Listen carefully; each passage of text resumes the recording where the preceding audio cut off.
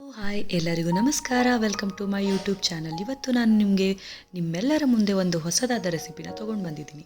ಅದು ಏನಂದರೆ ಕೊಡ್ತಿರಾಟೋ. ಇದು ನಮ್ಮ ಭಾಷೆಯಲ್ಲಿ ಕೊಡ್ತಿರಾಟೋ ಅಂತ ಹೇಳ್ತೀವಿ. ಇದು ನಥಿಂಗ್ ಬಟ್ ಇದು ಜಸ್ಟ್ ಹುರುಳಿಕಾಳನ್ನ ಆರಿಸಿ ಪುಡಿ ಮಾಡಿರುವಂಥ ಒಂದು ಪೌಡರ್.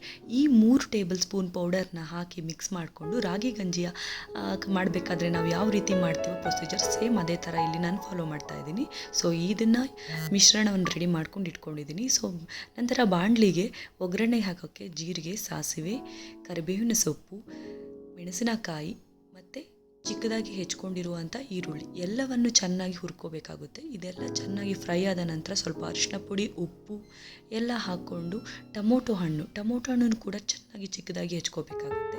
ಇದೆಲ್ಲ ಹಾಕಿದ ನಂತರ ಅದು ಒಂದು ಫ್ರೈ ಮಾಡಿಕೊಂಡು ಒಂದು ಹದಕ್ಕೆ ಬರುತ್ತೆ. ಆ ಹದಕ್ಕೆ ಬಂದಿದ ತಕ್ಷಣ ನಾವು ಏನು ಮಿಶ್ರಣ ರೆಡಿ ಮಾಡ್ಕೊಂಡಿದ್ದೀವಿ ವಾಟರ್ ಟೈಪಲ್ಲಿ, ಸೊ ಇದನ್ನು ಮಿಕ್ಸ್ ಮಾಡ್ತಾ ಇದ್ದೀನಿ.